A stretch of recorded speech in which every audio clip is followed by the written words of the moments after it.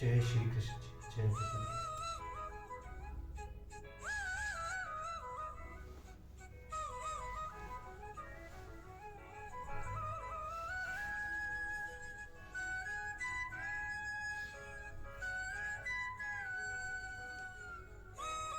इस प्रकार तत्वज्ञानी के संभाव का वर्णन करके अब संभाव को ब्रह्म का स्वरूप बतलाते हुए उसमें स्थित महापुरुषों की महिमा का वर्णन करते हैं। इहेम तेजित सगरो ये शशा साम्य स्थित मन निर्दोष ही सम्र तस्मा दव्र अनीते सिता।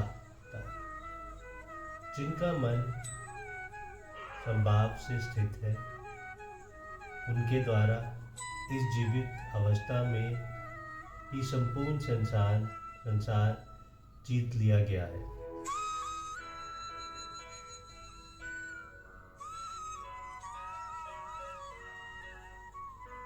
क्योंकि सच्चिदानंदन परमात्मा निर्दोष और सम है, इसी से वह सच्चिदानंदन परमात्मा में ही स्थित है। जिनका मन समता में स्थित है उन्होंने यही संसार जीत लिया है। इस कथन का क्या अभिप्राय है? इस कथन से भगवान ने यह बात दिखलाया है कि जिनका मन उपयुक्त प्रकार से समता में स्थित हो गया है, यथार्थ जिनकी स्वरता समबुद्धि हो गई है, उन्होंने यही इसी वर्तमान जीवन में संसार को जीत लिया है। वे सदा के लिए जन्म मरण से छूटकर जीवन मुक्त हो गए हैं। लोक दृष्टि में उनका शरीर रहते हुए भी वास्तव में उस शरीर उनका कुछ भी संबंध नहीं रहा। ब्रह्म को निर्दोष और सम बतलाने का क्या अभिप्राय है तथा ही और तस्मात् का प्रयोग किस लिए किया गया है? सत्व, रज और तम, इन तीनों गुणों में सब प्रकार के दोष भरे हैं और समस्त संसार तीनों गुणों का कार्य होने से दोषमय है। इन गुणों के संबंध से ही विष, भाव तथा राग, द्वेष, मोह आदि समस्त अवगुणों का प्रादुर्भाव होता है।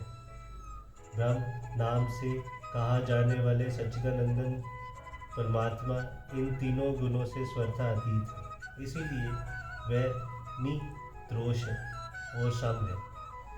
इसी तरह तत्वज्ञानी भी तीनों गुणों से अतीत हो जाता है।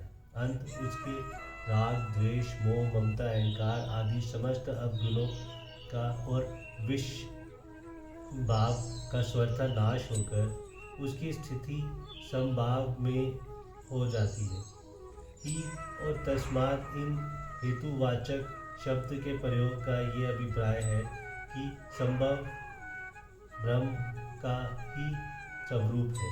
इसीलिए जिनका मन संभवा में स्थित है वह ब्रह्म में ही स्थित है। यद्यपि लोगों को वह त्रिगुणमय संसार और शरीर में स्थित दिखते हैं, तथापि उनकी स्थिति समभाव में होने के कारण वास्तव में उनका इस त्रिगुणमय संसार और शरीर से कुछ भी संबंध नहीं है।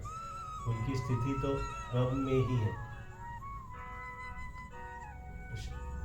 तमोगुण और रजोगुण को तो समस्त दोषों का भंडार बतलाना उचित ही है, क्योंकि गीता में स्थान स्थान पर भगवान ने इन्हीं समस्त अनर्थों के हेतु बतलाकर इनका त्याग करने के लिए कहा है। किंतु सत्वगुण जो भगवान की प्राप्ति में सहायक है, उसकी गणना रज और तम के साथ करके उसे भी समस्त दोषों का भंडार कैसे कहा? यद्यपि रज और तम की अपेक्षा से सत्वगुण श्रेष्ठ है तथा मनुष्य की उन्नति में सहायक भी है, तथापि अहंकार युक्त सुख एवं ज्ञान के संबंध से भगवान ने इसको भी बंधन का हेतु बतलाया है। वस्तुतः तीनों गुणों से संबंध छूटे बिना साधक स्वतः निर्दोष नहीं होता और उसकी स्थिति पूर्णता संभव में नहीं होती। इसीलिए यह गुणों गुणातीत के प्रसंग में सत्वगुण को भी सदोष बतलाना अनुचित नहीं है। जय श्री कृष्ण। जय भगवत गीता।